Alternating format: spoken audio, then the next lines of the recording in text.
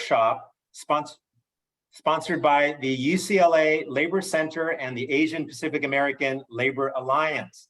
Today's theme is on immigrant justice, and it is very suitable that we are talking about racial justice and immigrant justice in the same breath, because these are deeply interconnected, and part of the rise in anti-Asian hate and anti-Asian violence is based on a perpetual view of Asian Americans and Pacific Islanders as foreigners.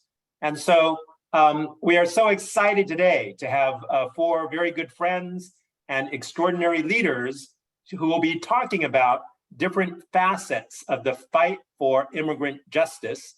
And we are also quite excited that this is the final and fifth in our series on racial justice workshops. Please feel free to download and check out the other four workshops, either through the APALA website or the UCLA Labor Center website. We've had excellent workshops on racial justice, on organizing, on reproductive rights, on political power. And the fifth and final one is on immigrant justice. It is a very important day. Today is the beginning of the closing retreat of our 2022 Dream Summer. This is the 12th year that the UCLA Labor Center has sponsored the first national fellowship and internship program for undocumented immigrant youth. More than 900 have participated across the country and have gone on to make history. And we will be hearing from two of our Dream Summer alumni on tonight's panel. We also have the National Executive Director of APALA who will be joining us, as well as one of the former APALA national presidents, who's now a leader with AFSCME United Domestic Workers in San Diego. And they're also hosting our two-day San Diego-Tijuana Border Solidarity Tour. More than 60 people across the country will be coming and participating in San Diego and Tijuana on the weekend of August 27th and 28th. So this will be a really exciting opportunity to deepen our understanding of issues in the border communities, the fight for immigrant rights and immigrant justice, and ways that we can build cross-border solidarity. So with that, why don't we go ahead and do the introductions. And I wanted to give a special thanks to our 5 Dream Summer Fellows who have been working with us this summer: Justine, Lena, Anna, Hazel, and Lisa. So they're going to introduce our 4 panelists. Hello, welcome everyone. I'll be introducing our first 2 speakers. Johanna Hester, the Assistant Executive Director of the United Domestic Workers of America. She's an elected AFSCME International Vice President, a Housing Commissioner for the City of San Diego Housing Commission, and recently elected to the board of Emerge California. Our second speaker, Steve Lee, is a Dream Summer alumni and a leader in the community advocating for immigration reform and social justice. He is a co-author of Dream Supported Immigrant Youth and Families Resist Deportation, a UCLA publication where he shares his firsthand experience of being arrested and detained by ICE.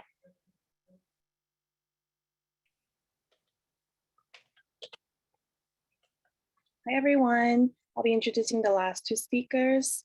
So Yves Gomes currently works as a pharmacist and is a member of the APALA DC chapter and a proud APALA lifetime warrior. He also joined the immigrants' rights movement in 2009 after his parents were deported to India and Bangladesh. And he got involved in local Maryland organizing around the Maryland Dream Act in 2011. And our last speaker is Alvina Ye. She is the executive director of APALA and Institute for Asian Pacific American Leadership and Advancement. She is a lifelong community organizer with experience in electoral and issue-based campaigns. She has previously worked as the Director of State Capacity Building with State Voices, working with state-based coalitions on program management, strategic planning, and organizational development. Thank you so much, Hazel and Anna, for those introductions. And I'm so excited to have these four extraordinary leaders with us today. Both Steve Lee and Yves Gomes were alumni from our Dream Summer program. Steve Lee participated back in 2011, and Yves participated back in 2013 when he was placed with the APALA National Office and helped to organize our national convention. But both Steve and Yves are extraordinarily courageous individuals who have seen the brutality of the US immigration system close up. Both Steve and Yves' parents were deported. Steve's parents were deported to China, and Yves' parents were deported to India and to Bangladesh. And I first met Steve during a national campaign that was led by his classmates at San Francisco City College, as well as his faculty who are members of the American Federation of Teachers. And it was through this national campaign and a private bill that was hosted by a US senator that after 60 days in a detention center where they were threatening to deport Steve Lee back to Peru, where he had no family or friends. And it was because of this national mobilization that we were finally able to have Steve Lee freed. And I was so thrilled when he joined us as a Dream Summer Fellow at our inaugural year back in 2011. So both Yves and Steve, to me, represent the extraordinary courage, resilience, and power of immigrant youth who have gone on to change the course of history. So because today is the closing retreat of Dream Summer 2022, I wanted to lead off with a video that was produced on the very first Dream Summer back in 2011.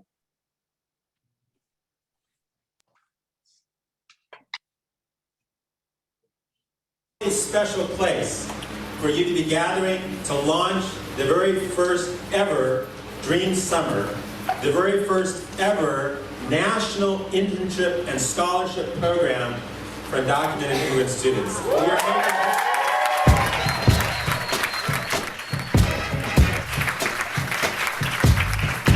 making history today, and each and every one of you will continue to make history in the months and the years to come. And if you will look around this room, I guarantee you that the people that have come together for this event are going to be leading forces within our society for social and economic justice. You will be leading major institutions. You will be leading major organizations within our communities that will bring about a better society, a better day for people throughout this country. In 2010, the DREAM Act student movement gained support from millions of people throughout the nation. With almost no paid staff, no lobbyists, and few financial resources, undocumented immigrant students mobilized a powerful movement. Although the U.S. Senate failed to overcome a filibuster by a minority of senators, the movement itself came closer than ever to pass the federal DREAM Act. Undocumented young people displayed leadership necessary to bring this campaign to the forefront. These actions included the Trail of Dreams, a journey on foot for hundreds of miles, a national caravan from Los Angeles to Washington, D.C., hunger strikes across the nation, and civil disobedient actions in the halls of Congress. In order to allow these current leaders to continue to develop their leadership skills, the UCLA Labor Center and the United We Dream Network launched a national internship program for DREAM Act student leaders called Dream Summer 2011. For a period of 10 weeks, DREAM Act student leaders interned for social justice, labor, and community organizations. During the 3-day training, interns engaged in talking circles, trainings, and workshops. From Kent Wong, the director of the UCLA Labor Center, Reverend James Lawson, an iconic figure in the civil rights movement, Pablo Alvarado, the executive director of Endelon, Peter Shea, an immigration attorney, Tom Sines, President and General Counsel for MALDEF, California Assemblyman Gil Cedillo, among many others. Dream Summer 2011 was a historic event. It created the space and network to connect with dreamers, professionals, allies, and organizations throughout the nation. It also provided tools and resources to sustain our movement and push forward in a strategic fashion. I'm proud to have been a part of it, and I hope that what we started here will help strengthen our movement and manifest our collective dream.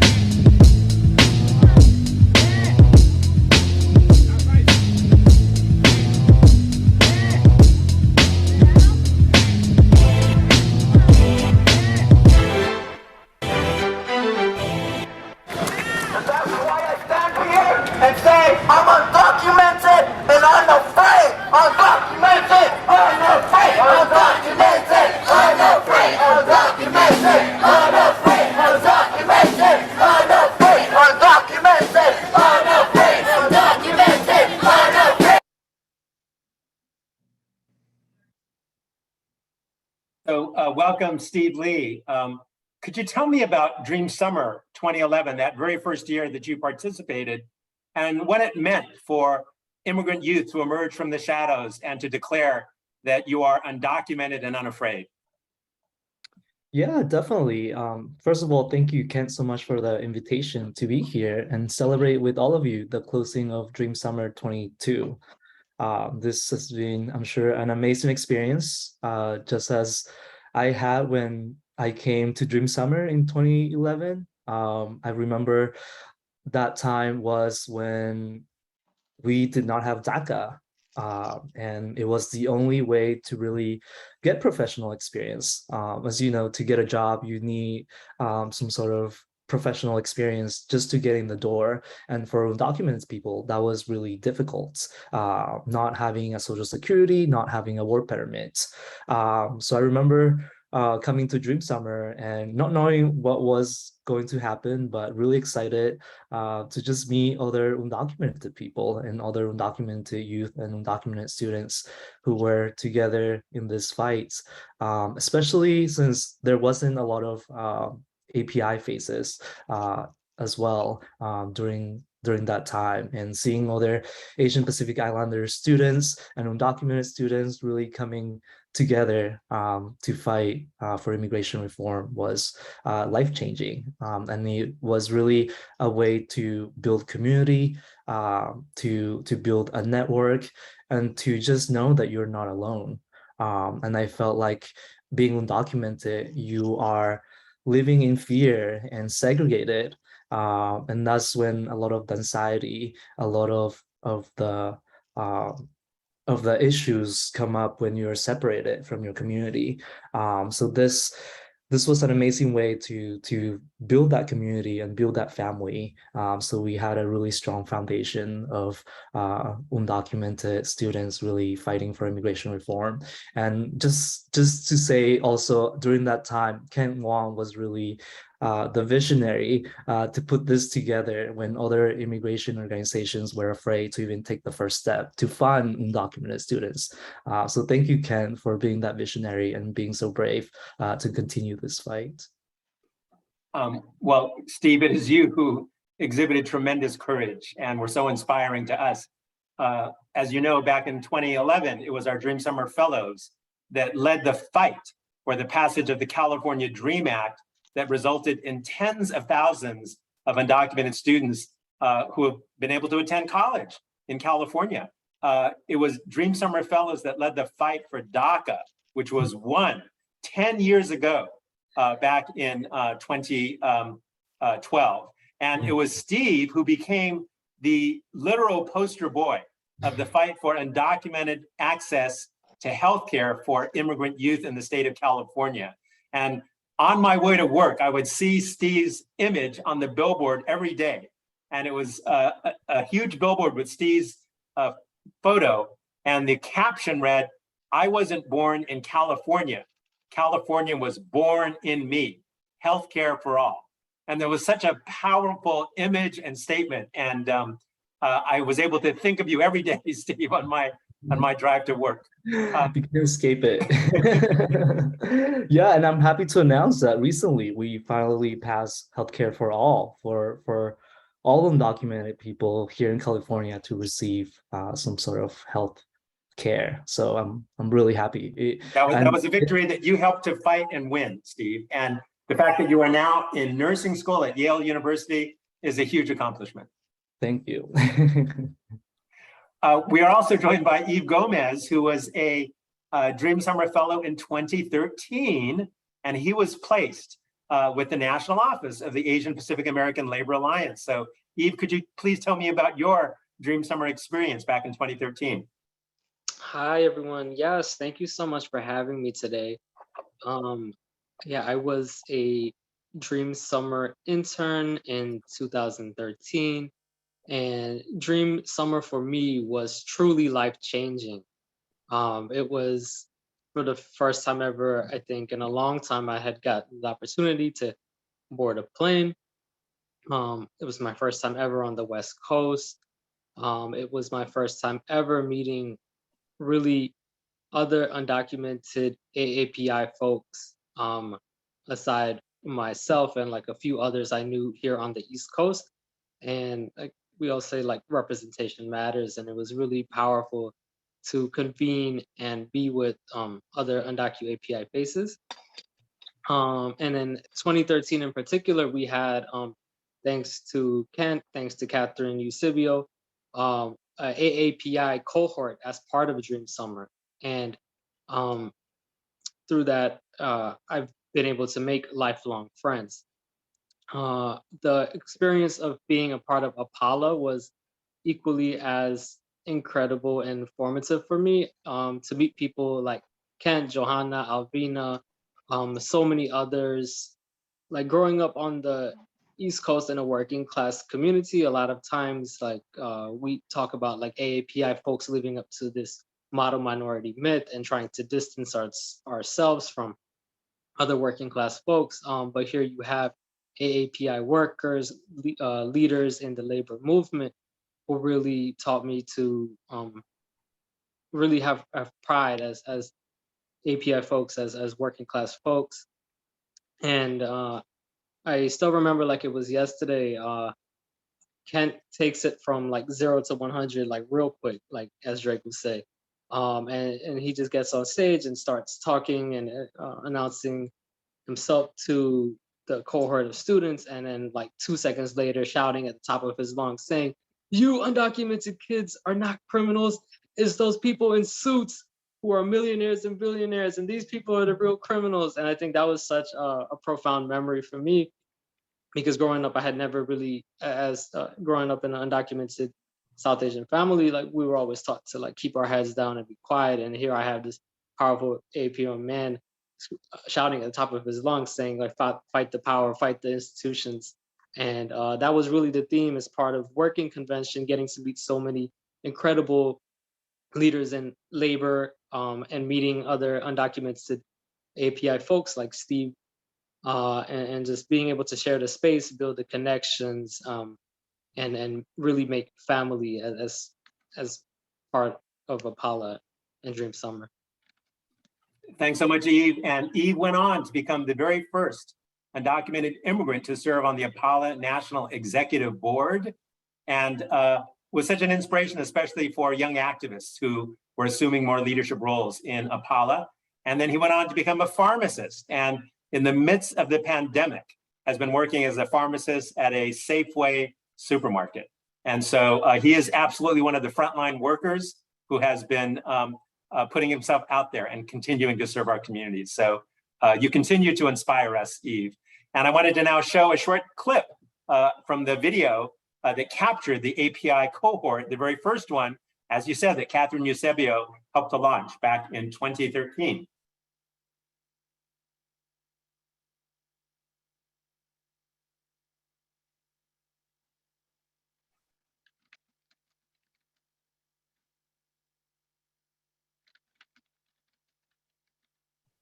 We're just going to line up the next video.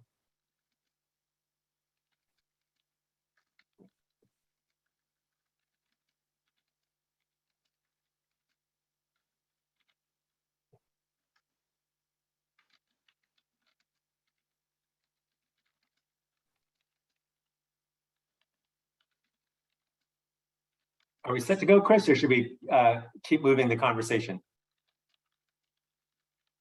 Ah, there it is. Everywhere we go, people wanna know who we are, and do we want it now?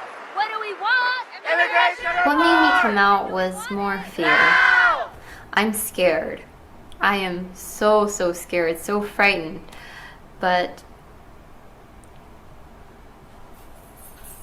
am I more fearful of this, of coming out and representing myself in this way? Or am I more fearful of what will happen if I don't speak up? No fear. I came here when I was 2 years old. And at the time, my parents, they were so overprotective because they were fearful being found out that we were undocumented. My father, he would tell us not to tell anyone, not to really trust anyone. Hello everyone. So in 2009, both of my parents were deported, and here I was getting one more year from government. They said, you can finish your high school education, but then you have to leave and go back to your home country of India, a country I've never seen since I was born, you know? Just knowing that I was in this unique position is what gave me the strength to step out of my comfort zone and speak on behalf of other kids like myself, to speak on behalf of other families. Because what happened to my family, no family deserves that. And yet we still see it happen every day. But it's our job to go out and speak on behalf of the injustices our community faces.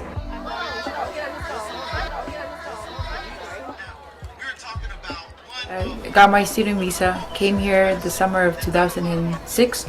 It was really expensive for an international student like me to continue pay for my tuition, so I had to stop going to school. And that had cost me to expire my student visa.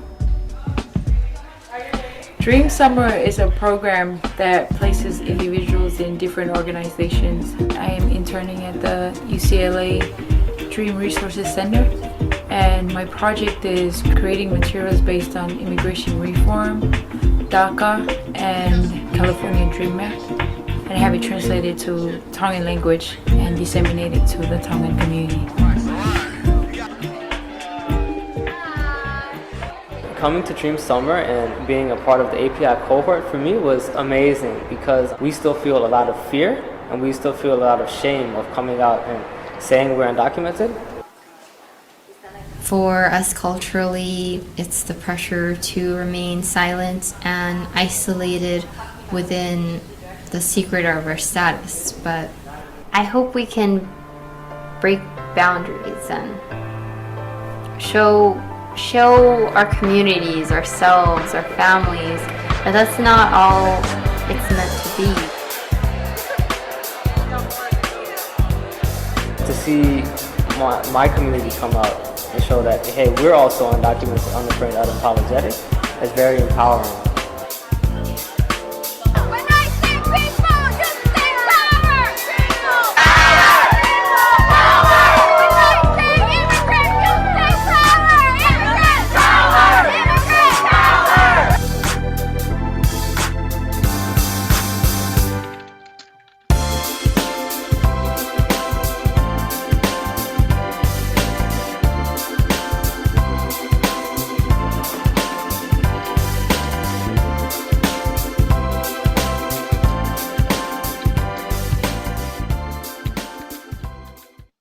So believe it or not, that was all the way back in 2013.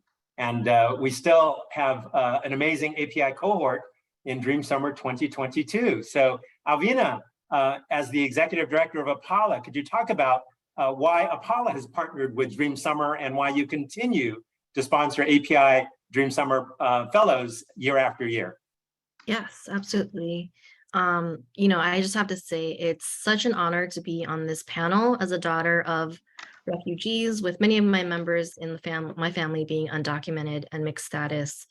And I can say that I'm only here today, that my family has only had economic stability because my mom got a union job at the post office after she came here, right?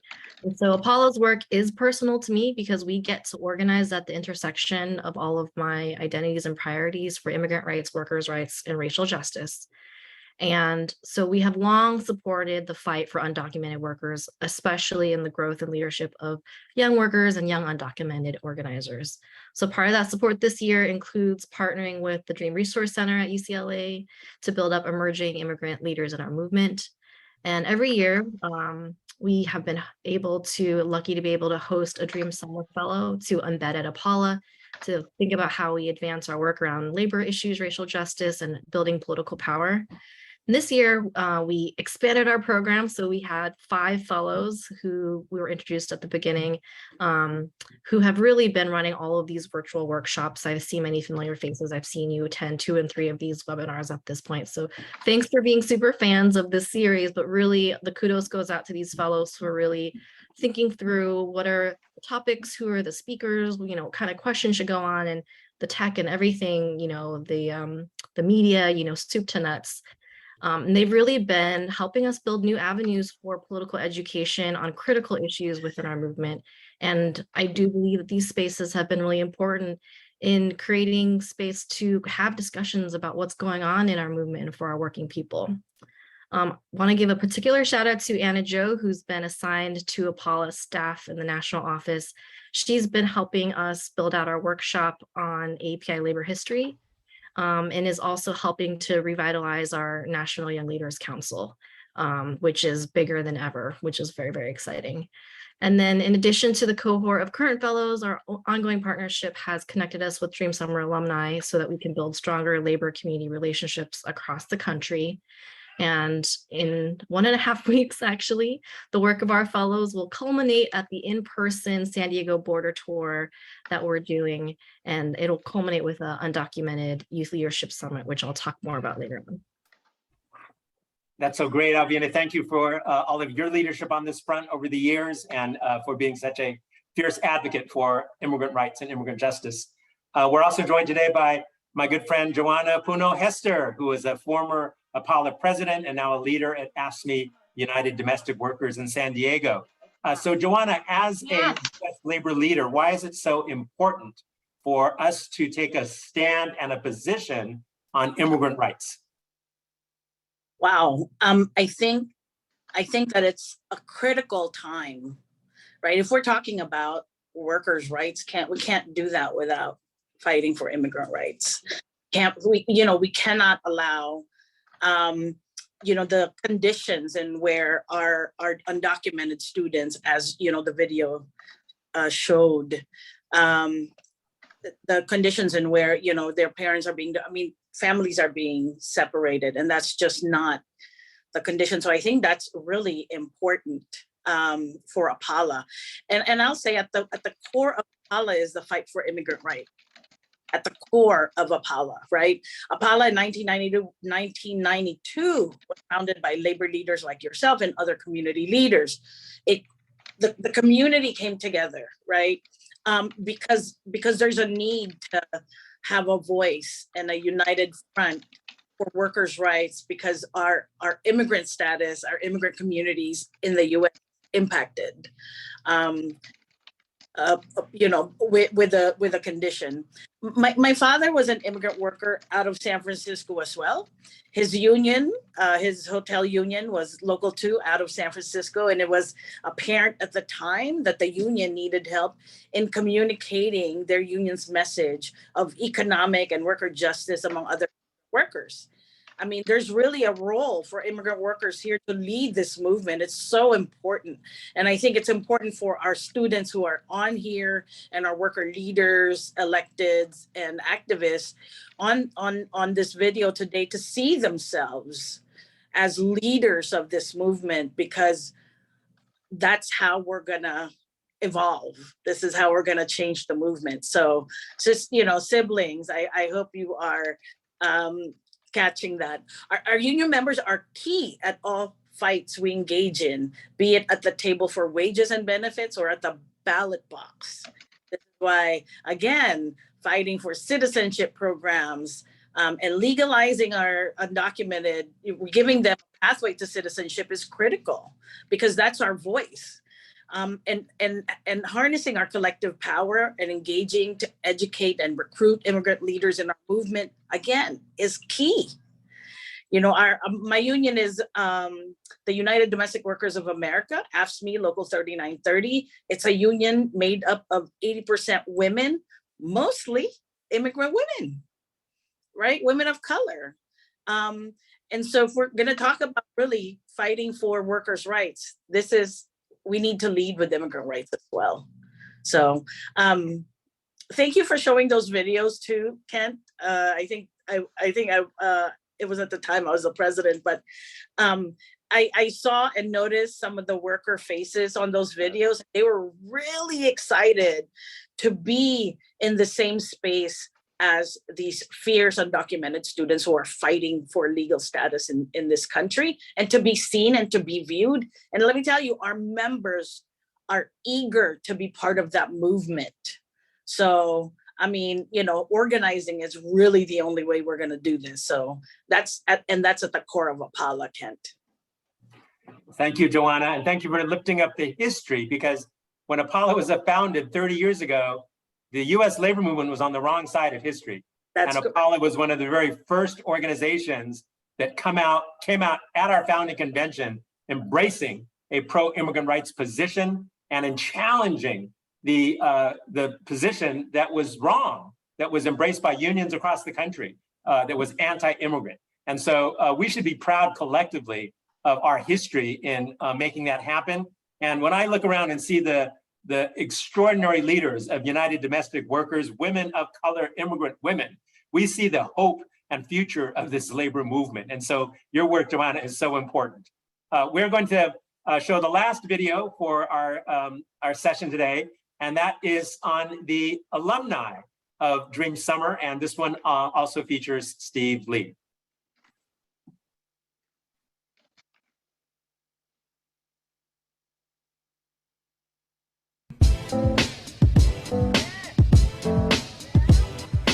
In 2011, the Dream Resource Center created Dream Summer, a national program designed to give undocumented immigrant youth a professional internship experience to further develop their leadership skills and strengthen their connection to social justice movements. I got a dream. One day. We're gonna work it out. One day. Many have described Dream Summer as transformative, healing, and a life-changing experience. For the first time, they felt empowered and liberated. And that's why I stand here and say I'm undocumented and unafraid. My dream is to be, my dream is to be, my dream is to be free. My name is Angelica Hernandez. I am a field representative for the California State Senate. To a detention center in South Texas. My name is Marco Antonio Quiroga. I'm the National Field Officer at Immigration and Equality. My name's Steve, and I'm working at a medical group here in downtown San Francisco. My family came to the U.S. in 1991. I was 2. I was born in Lima, Peru, and I came to the United States when I was 10 years old. Since the age of 3, I've been undocumented. I grew up in Orlando, Florida. Being undocumented, we face a lot of challenges. College was really difficult because there really wasn't any resources for us at that point. What really saved me was that one day I was on Facebook and I saw this little advertisement on my newsfeed. It was for Dream Summer. I told my sister, I told my mom. They said that they think it's a scam. They think it's ICE trying to get your information.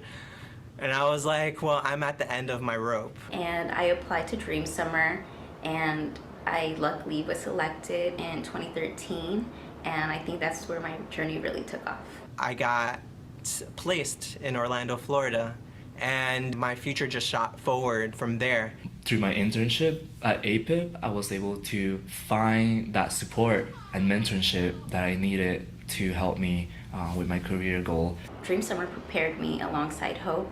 They allowed me the opportunity to go ahead and work on my own research project. Another important aspect of Dream Summer was that I was able to meet other undocumented students from around the nation. They empowered me to feel free, to feel liberated, and to feel powerful. We all came from different backgrounds, we all had different career goals, and that this experience connected all of us together. I got connected to the movement through Dream Summer, and that led me to meeting the executive director at Immigration Equality.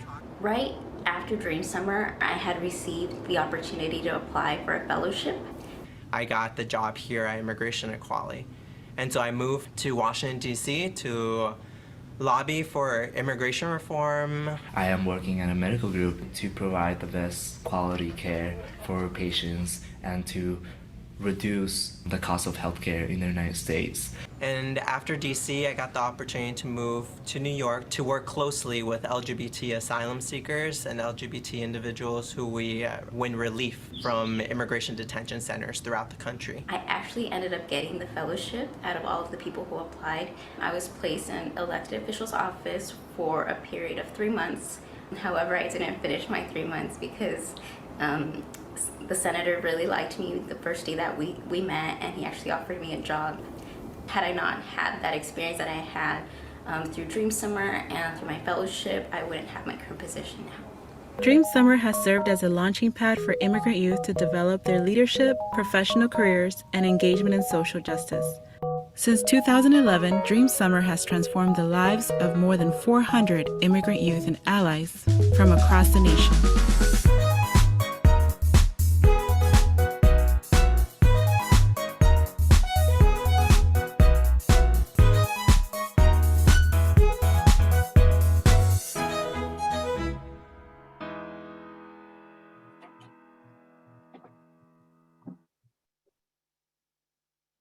So that was a highlight of some of our Dream Summer fellows. And just to let people know, our Dream Summer alums are now back at our Dream Resource Center and are now the national coordinators.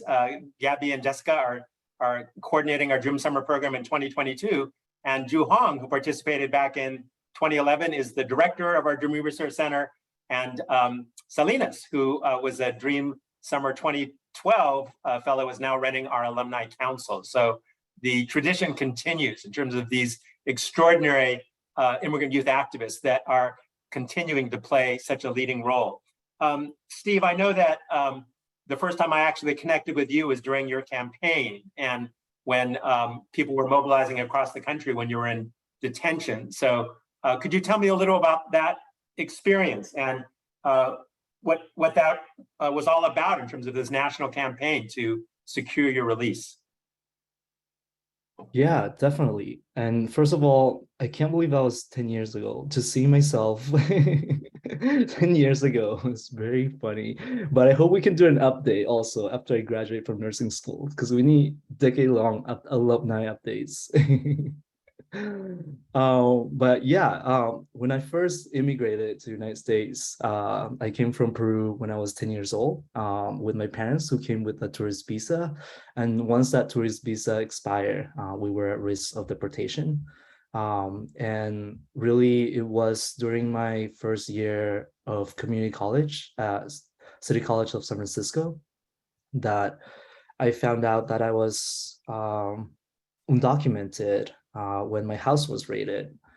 And I still remember it vividly when the ICE agents just rushed into my house in the morning when I was just getting ready to go to school. And when they came in, they immediately handcuffed me and arrested myself and my parents and immediately detained us to be deported at an immigration facility. And I still remember seeing hundreds of immigrants handcuffed and shackled, walking into an airplane, not knowing where it will take us, and just in orange jumpsuits. And these were immigrants from all over. And it was just such a surreal feeling of not of your world turning upside down. And one day I was going to school, and the next day I was handcuffed and shackled, going to an airplane, being shipped to a detention facility, where I will await for my deportation to Peru. And they will be deporting my parents to China since they're Chinese citizens. So through that experience, it was really difficult. But once my friends and teachers and AFT found out about my deportation case, they really rallied together to stop this injustice. And these are my friends from high school who have never really been socially active and never been to a rally before, really coming together to organize rallies, to organize a campaign to get me back home. And after being detained for 66 days in terrible conditions in a detention center in Flores, Arizona, I was finally able to come back home thanks to my friends, community, teachers at City College of San Francisco, who rally and really pressured Dianne Feinstein to create a private bill on my behalf to stop my deportation because DACA wasn't available then. So it was really a community effort, and it really highlights the importance of grassroots organizing in the immigration movement, in the labor movement, how we all have a voice, and how being socially active makes a difference, and that we really need to stand up for our community. And I'm so grateful and proud to be a Dream Summer alumni, because it is here where I learned that we are fighting against discrimination, racism, and exploitation of immigrant workers and corporate greed. And if we don't stand up to fight against it, no one else will. So it was really a pipeline. Dream Summer is really a pipeline for social justice leaders. Thanks so much, Steve, for sharing that story. And it's just amazing what you have accomplished and what you have done. And we're so proud of all the contributions that not only you have made, but what you will continue to make. Yves, I know that you also have a similar story in terms of losing both parents through the deportation machine. And this tragedy of not having your parents with you, during these milestones in your life. So what do you think the impact is of having this alliance between APALA and API Undocumented Immigrant Youth? Because I do think that you have been such a bridge builder in bringing these two networks together. But what do you think the significance of that has been? Definitely. I think that the significance and importance of having APALA, of having labor in conversation with undocumented youth has really pushed the conversation forward on this tragedy we have in this country of having folks who are undocumented, who are exploited on the daily, who don't have workplace protections, and to include these voices, to include our families' voices in this conversation with organized labor is so important, because APALA in including undocumented youth in spaces has helped bridge that gap between unorganized and organized labor. And I think for us as young folks, that was really important to see that, like, why wouldn't you have access to a union, to healthcare, to all of these things that everybody in this country should be entitled to? And as we fight for citizenship for all, for real change to our nation's really crappy immigration system, like the goal is one day for everyone to be able to have access to, again, a job that provides them at least a living wage and access to healthcare and all these things. But in short, I think it was so important for APALA and undocumented youth to come together because it really bridged the gap between what organized and unorganized labor looks like. So for our undocumented family members, that means like, hey, even though you don't have like access to papers, like you should never be exploited in the workplace because you have very basic labor laws. And I think APALA's really have been at the forefront in labor spaces because APALA has, like in the last few conventions, we've really pushed to open up our board, our positions of leadership to not just organized workers, but also unorganized workers, whether that be folks coming from worker centers, whether that be undocumented students. And it really shows that APALA sees that importance and is trying to get the rest of labor caught up to this. And then secondly, very quickly, I wanted to also say, like, I can't believe when we watched the video, that was almost 10 years ago. Like, so many of us as undocumented youth, when we began this movement, like, we're not as young anymore. Like, some of us get heartburn after drinking one beer. Like, it's been 10 freaking really long years, and we're sick and tired of this. And for so many of us who have the privilege to work with DACA, to be able to pursue professional careers, we're in places where we have even still bad workplaces, and to see folks organizing, whether they be undocumented or not, during pandemic has been really powerful and so necessary, whether that be like really crazy nonprofit working conditions, whether that be working in healthcare. The value of us sharing space with labor has been so vital for this next generation of workers to know that we deserve dignity in the workplace every single day we step in there. Thanks very much, Yves. And we always have appreciated your clarity in linking the fight for immigrant rights, worker rights, and social justice. Alvina, from the national perspective, as Yves said, we've been fighting this for a long time, and we're not there. So what is your sense of the current situation of the fight for immigrant rights, and what is APALA doing to move it forward?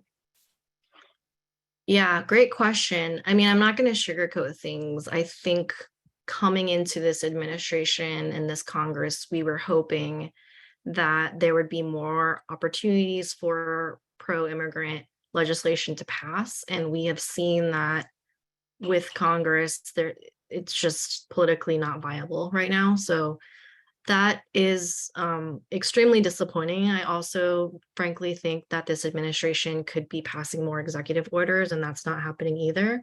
So I think there's, like to Yves' point, it's a long haul fight. We're going to continue to fight. And I think a large part of it now is about continuing to hold elected officials accountable, especially those that are quote unquote friendly to us, who have made a lot of campaign promises for our communities.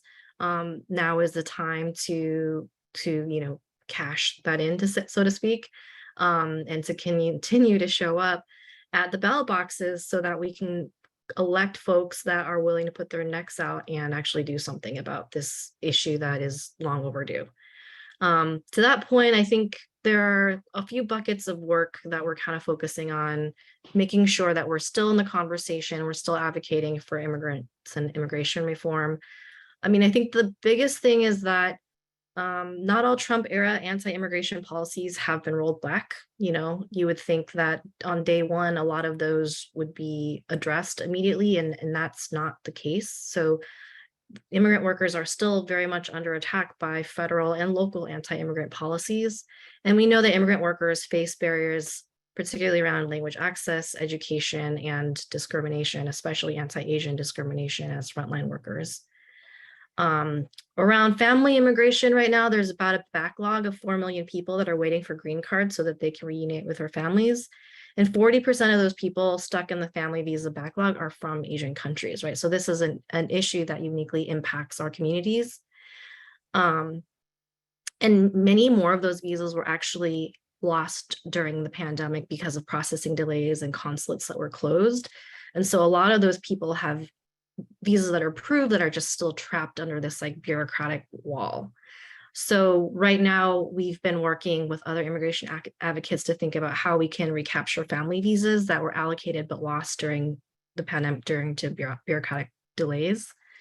And one thing that we think the administration can do is to use executive authority to process visas up to the annual cap, because that's not happening right now. And it's also a staffing issue, right? Funding immigration offices so that processing times can be sped up. The second area is really around the pathway to citizenship. So 1 in 7 Asian American immigrants is undocumented, and we make up about 20% of all undocumented immigrants. So I do think there's a misnomer out there when we think about undocumented folks. People immediately think of like, Latino immigrants, and that's not the case. So I think making sure that APALA and other API organizations are in the conversation and the fight when we talk about policy is really, really important. And then lastly, one thing that also very much harms our communities is deportations, particularly in the Southeast Asian community. So a lot of that has looked like individual advocacy, letter writing for members and allies, protests, particularly around the Trump administration, really protesting as much as we can against deportation. And then, of course, threats of ICE raids and deportation also contributes to a climate of fear in undocumented and mixed status families. And then one thing I'll say here is there's a unique role for the labor movement, because we can't ignore the increasing globalization and how it impacts migration patterns and what outsourcing and bad employers are doing to kind of move jobs out of the US. So I think we both need to hold corporations accountable for labor violations abroad, and also make sure that workers everywhere are treated with dignity and respect. So there's a thread here around sort of connecting the dots around labor and global solidarity here. And then lastly, I'll say these are some examples of how we really want to push labor unions and partners to push a pro-worker, pro-immigrant agenda. And, as Kent and Johanna had said, like some of our labor partners have not always been on the same side of the immigration fight with us. Some of them still on certain issues are still not on the same side, right? So a lot of that is creating an echo chamber, working with other constituency groups like the Labor Council for Latin American Advancement, LACLA, to make sure we're unified when we are literally sitting at the table, at the AFL-CIO talking about immigration and being united around what our policy asks are. We can work with labor partners to educate undocumented workers on their rights and protections to unionize. There's a lot of misinformation out there regarding workers' rights for undocumented workers.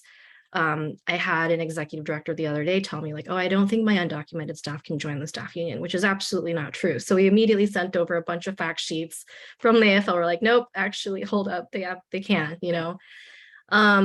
unions can take measures to make their spaces safe for undocumented workers and their families. And we can also model contract language to support immigrant and undocumented workers right in the contract language. And APALA staff union actually just passed our contracts, and there's some really strong language there to protect immigrant and undocumented workers in that contract, for example. And then because many workers are especially vulnerable to exploitation when they are undocumented, we want to make sure we have language justice in union spaces. So providing real-time interpretation, investing in organizers who can speak languages or dialects for workers, and creating translated organizing materials. And another thing that we've been doing is just working with unions and community organizations to provide free or low-cost English or in-language Know Your Rights and citizenship workshops. So for example, SEIU right now is doing a huge citizenship push, both virtually and in person, and we're helping them get the word out so that we can get more people, in the pipeline to get citizenship, and hopefully at one point also vote and participate in our democracy. So those are just a handful of ways that we've been working with our labor partners, and there's just so much more to do and not enough resources for it, unfortunately.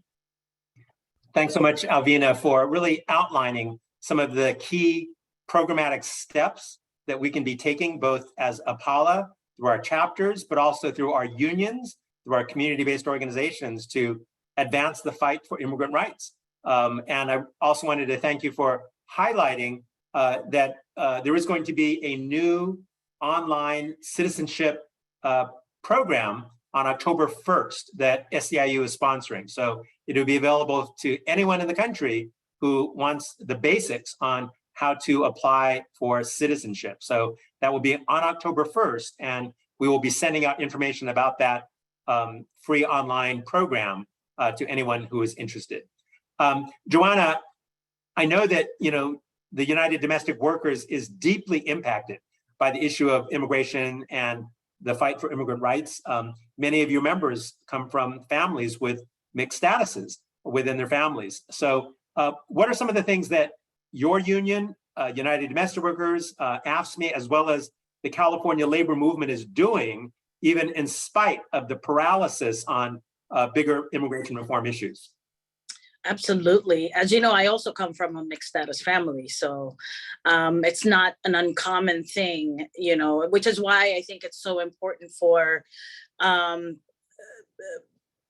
leaders or people with positions to move that conversation along as well. At UDW, this is a safe space. We've declared our union halls a space where, nobody, we distribute food and other resources for our members, and whether or not they're members, we do that. And there's no, right? Like it's just not like everybody's treated the same here. And I think that's important to highlight, because our local is led by immigrant women, right? Like that's just what we do. It's like, I don't know how other unions couldn't do it. I want to first highlight though, that the labor movement is changing, right? The national makeup of our union. We recently elected the first woman in the national AFL-CIO convention, right? Our first woman president, President Schuler. And then here in California, I'm very excited because for the first time in 27 years, Ken, the California Labor Federation, which is the umbrella organization of unions in the state, as recently as July, elected the first woman Latina and a staunch champion of working people. Her name is Lorena Gonzalez Fletcher. She led many fights on behalf of workers while in the assembly. And to be honest, we couldn't have elected a better leader than her. I mean, she's fierce, she's feisty. I like her a lot. She came from San Diego. So she's just an amazing woman. And I'm a proud vice president of the State Feds Council, representing APALA on that board. Lorena's made it clear for the California Labor Fed that unionizing California is our goal. And you can't unionize California if you ignore the needs of immigrant workers. I mean, starting with the United Farm Workers 24-day march, which is a 335-mile march in sweltering heat to draw attention to their AB 2183 legislation. That would be their industry's version of a card check under the Agricultural Labor Relations Board. California continues to lead, and I'm proud of it. I'm proud of having that.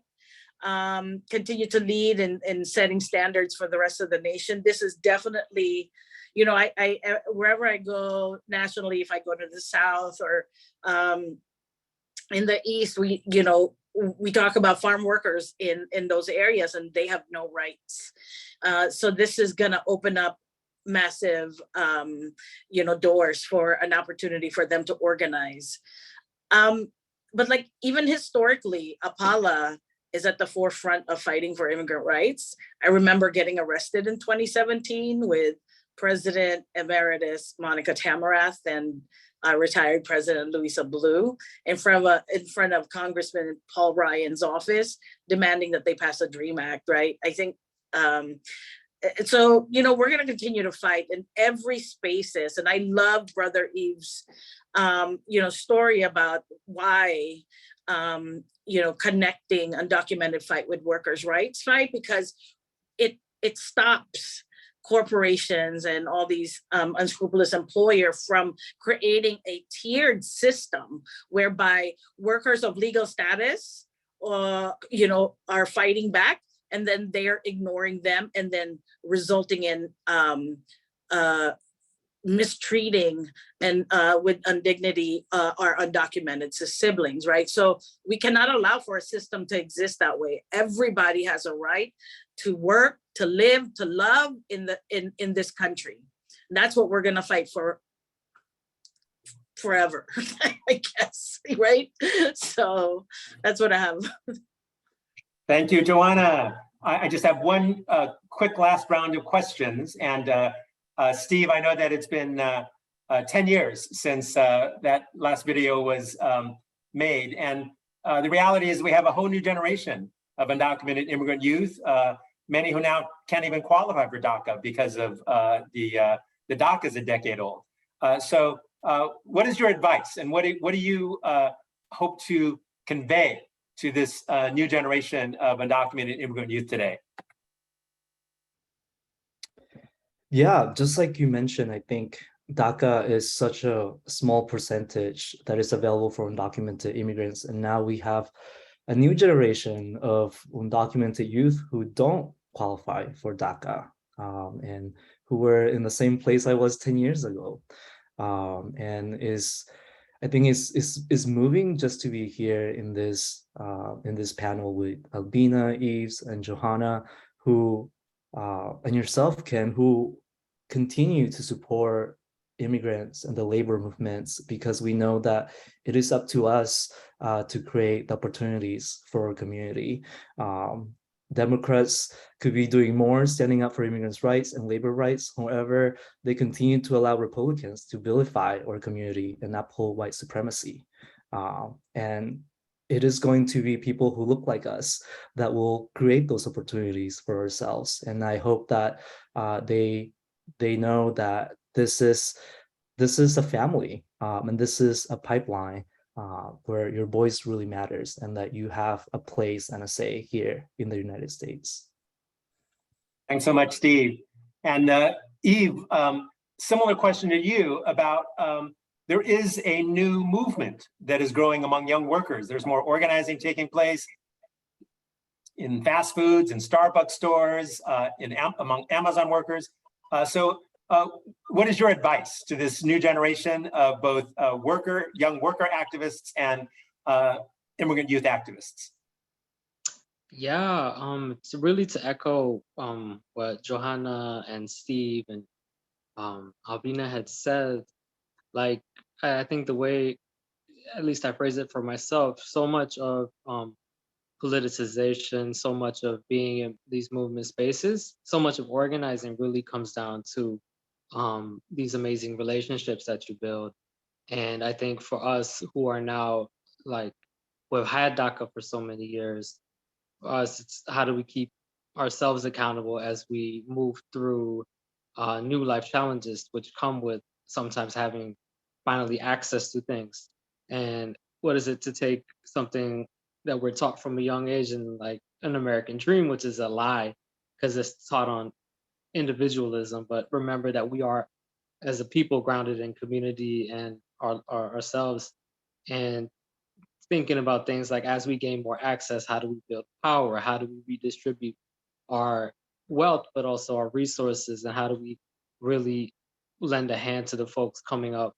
And I think this sort of blew my mind with Steve, and you had said that literally it's been 10 years since the passage of DACA, and now we have undocumented folks in the exact same situation we were 10 years ago. So I want us to challenge ourselves to better support them, and for them to know that like things that really matter the most is going to be these relationships that you form, because organizing at its very heart is relationships. Thanks so much, Steve. Alvina, I know that we have a big event coming up the end of the month, August 27th and 28th, a border solidarity tour in San Diego and Tijuana. So why are we doing this, and why is APALA mobilizing over 60 people across the country to participate? Yeah, absolutely. Well, the border tour, so we have multiple components to it. We're highlighting various aspects of immigration justice and reform. So we're going to start on Saturday with a series of panels and workshops to illuminate the history of API immigrant organizing, and to educate participants on critical issues at the border that impact folks everywhere in the US and across the border. And one thing that I personally didn't know until I was prepping for our panel in a couple of weeks is that the US Border Patrol was created as a result of the Chinese Exclusion Act. And also that the Border Patrol was used in enforcement around Japanese internment. So that's not a history fact that I was ever taught. So I just think there are ways that we need to continue to think about how white supremacy has infiltrated our immigration systems and how we continue to be mindful of how we stand in solidarity with other communities of color and how these institutions are being used to pit us against each other. That was a quick aside, but anyways, we'll also be discussing different federal immigration issues, and we'll be making a border crossing on Sunday to Tijuana to visit migrant worker centers, as well as a border church that builds connections with communities that are separated by the border.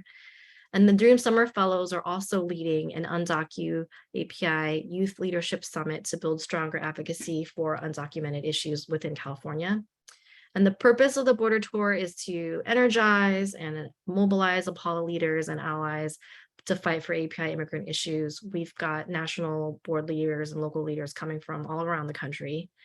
And then, you know, even as we speak, there is violence in Tijuana that's increasing, and the US government has issued an advisory. So we are monitoring the situation for our border tour participants, but this is also just a reminder that this is daily life for residents in Tijuana and the millions of folks that are impacted by the US's inhumane enforcement policies and just the impact of our domestic and foreign policy on Mexico, right?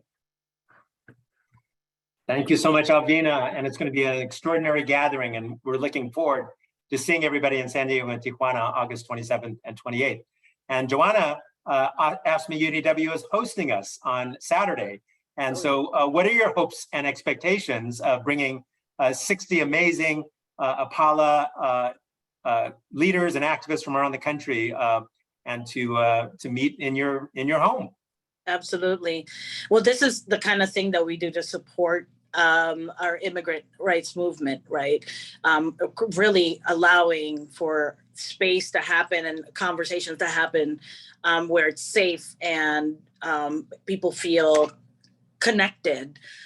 Asian American, Native Hawaiian, Pacific Islander is the fastest growing category of immigrants and are growing. Then there's so that's important for us. Then there's a false narrative about being a model minority, of course, rooted in anti-Blackness.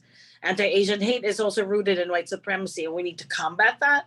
So the global rise of the ultra-right is really concerning to me, so much that our borders are going to be either a space for the displaced to find help, or it becomes a place where they are further victimized. And this is what this visit is going to highlight, that I really am concerned about, that needs to get spotlighted, right? And I want to make sure that our ANHPI community workers who are in the union, who have a voice, who are organized, continue to fight for other workers who aren't organized.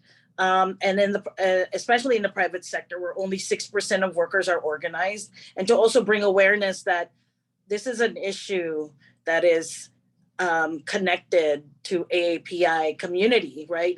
Our community is impacted and affected by these terrible policies. And so I really hope that, our voices can be heard and our stories can be told, how this is impacting us, so we can be part of the broader discussion around immigration rights.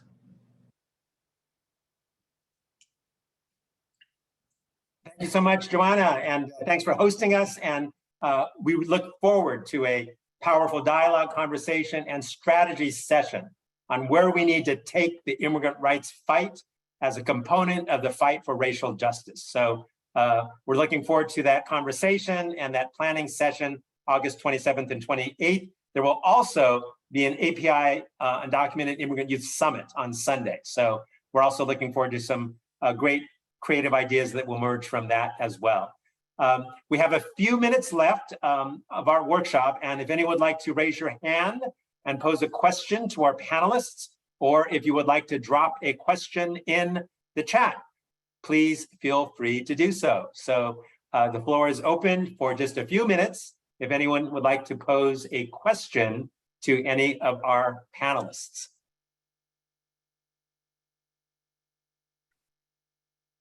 You can either raise your hand on the reaction in the bottom of the Zoom, or you can drop your question into the chat.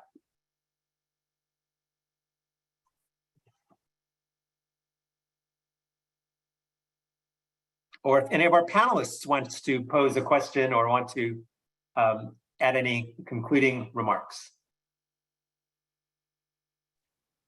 You know, I want to thank you, Kent, and I want to thank Alvina also for everything that you do and continue to do to uplift our communities.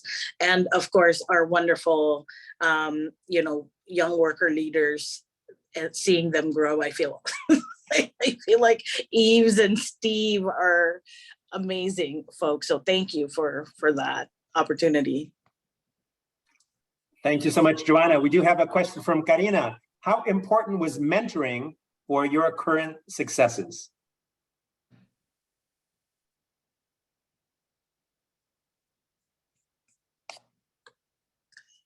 Well, I can tell you my microphone is mute, so I'll just tell you that even at the stage of my career, I seek mentorship because I work under the premise I don't know everything, and I'm constantly looking to learn.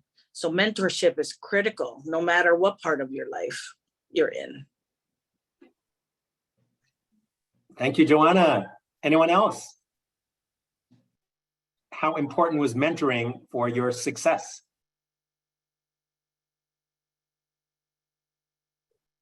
I'll just say that. Oh, go ahead. No, go ahead. I'll just say really quickly that mentoring is so important. Just even knowing that Kent is on my side just gives me the confidence. So it even applies to schools like Yale. So mentors are really important in any aspect of your life. Yeah, I would just add, I think, yes, absolutely mentors, mentees have been critical to where I am today. And one thing I would say though is when I was younger, I kept thinking like, well, what do I have to offer? Who would want to mentor me? And it's a two-way relationship. I've learned so much from the people that I continue to mentor now. And it's part of like a lifelong education process. And also I just deliberately make sure to make time for that kind of pipeline building within APALA too, because Gloria Kawili, who is an OG at APALA and APALA Nevada leader, and like worked at the national staff and an AFSCME leader as well. She wears so many hats. She was the one who got me my first job knocking on doors for AFSCME in Iowa in 2007, right? And so there's a whole cycle here of just people looking out for young folks and saying like, well, how can I help you? And, you know, how do you, like, what are you interested in? Like, let's pull you in.